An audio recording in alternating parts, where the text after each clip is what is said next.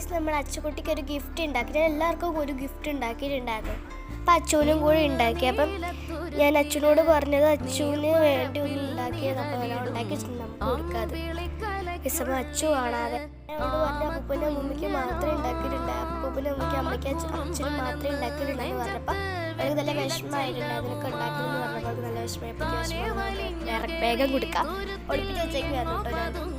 അപ്പം നിങ്ങൾക്ക് വേറെ കൊടുക്കാം.